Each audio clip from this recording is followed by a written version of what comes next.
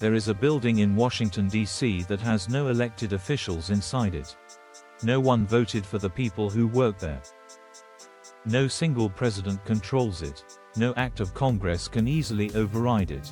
And yet, the decisions made inside that building reach into every wallet, every mortgage, every job, and every nation on earth.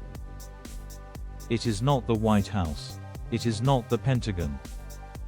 It is the Eccles building, home of the Federal Reserve. And today we're asking a question that economists debate, that conspiracy theorists obsess over, and that most ordinary people have never thought to ask. Is the Federal Reserve the greatest hidden power on earth? What is the Fed, really? Let's start with the basics, because the Federal Reserve is one of those institutions that most people have heard of but very few people truly understand. The Federal Reserve is the central bank of the United States. It was created in 1913, not by some ancient tradition, but by an act of Congress called the Federal Reserve Act, signed into law by President Woodrow Wilson. Before that, the U.S. had no permanent central bank, and the economy lurched from one financial panic to the next. The panic of 1907 was the final straw. Banks were collapsing, credit was frozen, and the economy was in freefall. Congress decided the country needed a lender of last resort, an institution that could stabilize the financial system when private banks couldn't. But here's where it gets interesting. The Federal Reserve is not a government agency in the traditional sense. It is structured as an independent institution, a hybrid. It was created by Congress and is accountable to Congress, but it is not funded by Congress. Its leadership is appointed by the President and confirmed by the Senate, but once in office, those leaders serve long, staggered terms and cannot easily be removed. It operates in the space between public authority and private structure, and that unusual position is exactly why it draws so much scrutiny. There are 12 regional Federal Reserve banks spread across the country, in cities like New York, Chicago, San Francisco, and Atlanta. These are technically owned by commercial banks in their districts. Member banks hold stock in their regional Fed. That word, owned, is the one that makes people's eyes widen. Is a private entity owning the central bank of the United States not, at least, a little strange? We'll come back to that. The tools of power. To understand why the Fed matters so much, you need to understand what it actually does, because its tools are extraordinarily powerful. The first and most discussed tool is the federal funds rate. This is the interest rate at which banks lend money to each other overnight. When the Fed raises this rate, borrowing becomes more expensive across the entire economy. Mortgages cost more, car loans cost more, business loans cost more. When the Fed lowers it, borrowing becomes cheaper, money flows more freely, and economic activity tends to accelerate. One committee, 12 people, sets this rate. And that single number ripples through every corner of the global economy. Think about that. 12 people, no vote, no election, and their decision affects the monthly payment on your home, whether a small business can afford to expand, and whether a developing country can service its debt. The second tool is open market operations, the buying and selling of government securities. When the Fed buys treasury bonds, it injects money into the financial system. When it sells them, it pulls money out. This is how the money supply is managed. And in extraordinary times, the Fed has used a supercharged version of this called quantitative easing, creating trillions of dollars in new money to purchase assets and stimulate the economy. After the 2008 financial crisis, the Fed's balance sheet swelled from under $1 trillion to over $4 trillion. After COVID, it ballooned to nearly $9 trillion.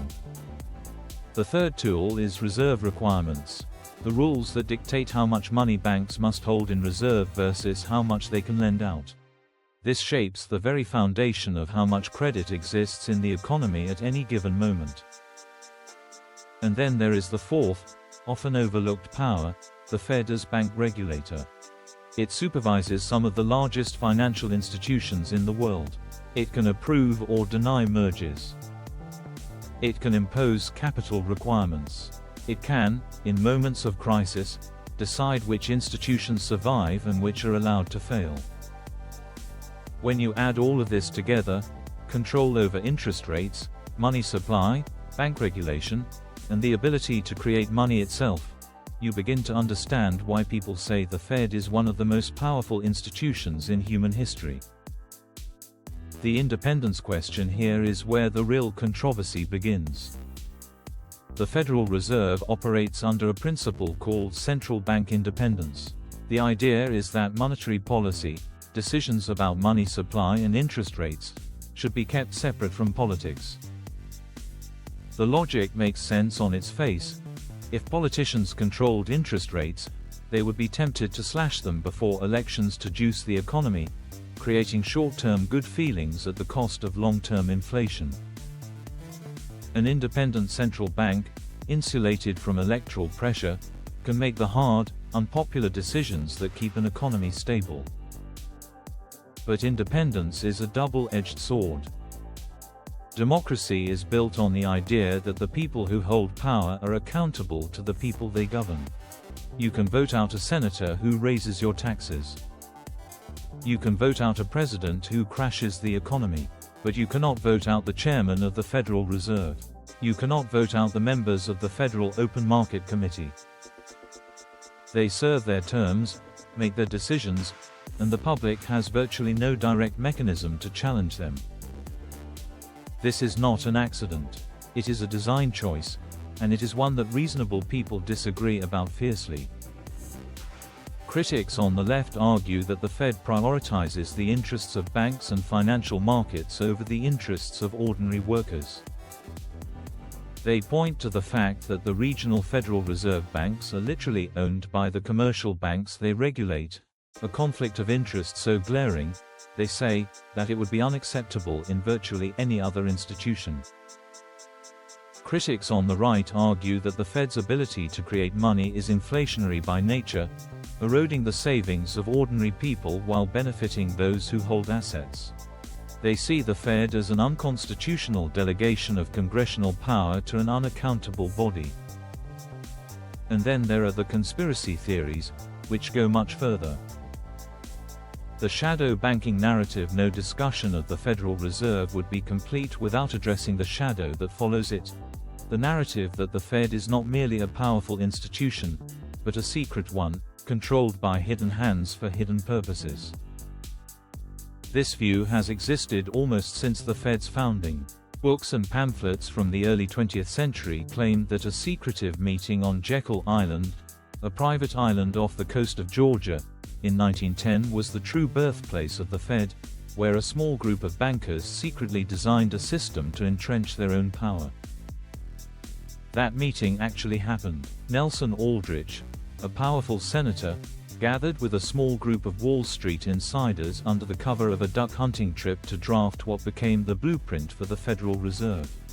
They kept it secret because they knew that if the public learned that big bankers were designing the central bank, it would be politically radioactive. So the secrecy was real. The conspiracy narrative grew from there. Over the decades, the theories became more elaborate. Critics like G. Edward Griffin, author of The Creature from Jekyll Island, argue that the Fed is a cartel, a banking monopoly that controls the government rather than serving it. Others point to the dense connections between the New York Fed and the largest global banks, or to the revolving door between Fed leadership and Wall Street institutions like Goldman Sachs. It's worth separating what is documented from what is speculative. What is documented? The Fed was designed with significant input from private bankers. The New York Fed has an unusually close relationship with the largest commercial banks. Former Fed chairs and officials frequently moved to lucrative positions in finance. The Fed's operations were historically opaque. It wasn't until 2010 that Congress passed legislation requiring a full audit of the Fed's emergency lending programs during the financial crisis. What is speculative? Claims of a monolithic shadow government pulling strings, or that the Fed is secretly controlled by a specific family or ethnic group.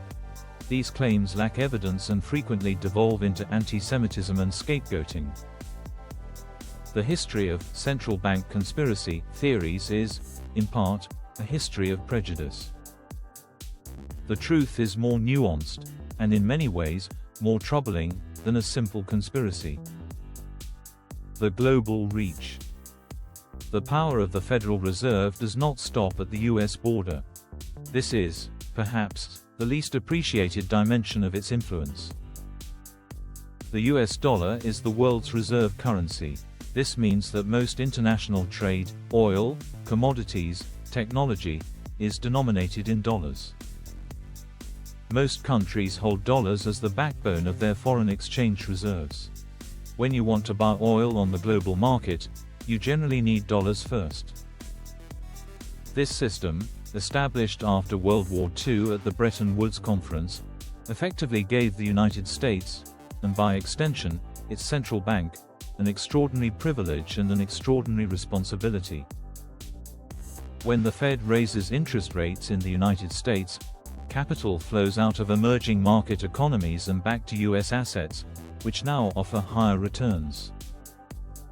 This can trigger currency crises, debt crises, and recessions in countries that had nothing to do with whatever economic problem the Fed was trying to solve in America. The 1994 Mexican peso crisis, the 1997 Asian financial crisis, and multiple episodes of economic instability in Latin America and Africa have all been linked, in part, to the ripple effects of Federal Reserve decisions. The Fed also runs the world's most important dollar swap lines, arrangements with other central banks that allow them to access US dollars in a crisis. During the 2008 financial crisis and again during COVID, the Fed extended these lines to central banks around the world, effectively acting as the global lender of last resort. Not just for America, for the world. No other institution on Earth has that kind of reach. Not the World Bank, not the International Monetary Fund, not any elected government. If you are asking whether the Federal Reserve wields enormous global power, the answer is unambiguously yes. The accountability problem. So where does accountability come in? The Fed is not entirely unaccountable. The chair and vice chair of the Federal Reserve testify before Congress twice a year in what is called the Humphrey-Hawkins testimony. The Fed publishes detailed minutes of its policy meetings, with a 3-week delay. Since 2012, it has released quarterly economic projections from its committee members. The Dodd-Frank Act of 2010 gave the Government Accountability Office expanded authority to audit certain Fed functions. But many critics argue this is not enough. The Fed's emergency lending programs, its decisions about which institutions to rescue in a crisis, remained secret for years. It took a lawsuit by Bloomberg News and a congressional mandate to reveal that the Fed had extended over $16 trillion in emergency loans during the 2008 financial crisis, much of it to foreign banks and financial institutions. This information was not voluntarily disclosed. It had to be pried loose. The composition of the Federal Open Market Committee, the 12 people who set interest rates, has historically been dominated by economists with close ties to the financial industry. Critics argue this creates a structural bias. The people making monetary policy are people whose professional worldview, their training, their social networks, are all deeply tied to the financial system they are supposed to regulate. And the revolving door remains a serious concern. When a former Fed chair takes a multi-million-dollar position at a major bank or hedge fund within months of leaving office, what does that signal to the people still inside the institution? What kinds of decisions might be shaped, consciously or unconsciously, by the knowledge of what awaits you on the other side? These are not conspiracy theories. These are structural features of an institution that is, by design, shielded from the normal mechanisms of democratic accountability. The verdict so, is the Federal Reserve the greatest hidden power on Earth? Let's be precise about the answer. It is not hidden in the sense of a secret society or a shadowy cabal. Its meetings are, eventually, disclosed. Its policies are published. Its officials testify publicly. The conspiracy theories that portray it as the puppet of a single family or a secret global government are not supported by evidence and have done more to obscure the truth than reveal it. But it is powerful in ways that most people do not fully appreciate. It controls the most important price in capitalism, the price of money itself. It shapes the fortunes of billions of people who have no voice in its decisions. It acts as the world's central bank even though it was only ever mandated to act as America's. And it operates within a framework of accountability that falls far short of what we would demand from a comparable exercise of democratic power. If you asked whether there is a single institution in the world with more practical influence over the daily economic lives of ordinary people than the Federal Reserve, it is very hard to name one. And here is the uncomfortable truth that gets lost between the conspiracy theories on one side and the institutional cheerleading on the other. The Federal Reserve is a powerful institution, created by human beings, shaped by politics and economics and history, staffed by people with their own beliefs and biases and blind spots. It is not all-knowing. It has made serious mistakes, before the Great Depression, before the 2008 crisis, before the inflation surge of 2021 and 2022. It operates in conditions of deep uncertainty and makes decisions with enormous consequences. The question is not whether it should be feared as a secret master or celebrated as an all-wise guardian. The question is whether the level of power it holds is matched by an appropriate level of transparency, representation, and accountability. Most serious analysts, across the political spectrum, would say the answer is, not yet. And that is why this question matters, not because of conspiracy, but because of democracy itself. If you made it this far, you're not just a casual viewer. You're someone who actually wants to understand how the world works. That's exactly who Universal Explorer is built for. Hit subscribe and join a community of thinkers, seekers, and people who refuse to take the surface-level answer. New videos drop every week, covering the hidden forces, forgotten histories, and big ideas that most channels won't touch. The universe is full of answers. Let's go find them. Hit subscribe and join a community of thinkers, seekers, and people who refuse to take the surface-level answer. New videos drop every week, covering the hidden forces, forgotten histories, and big ideas that most channels won't touch. The universe is full of answers. Let's go find them.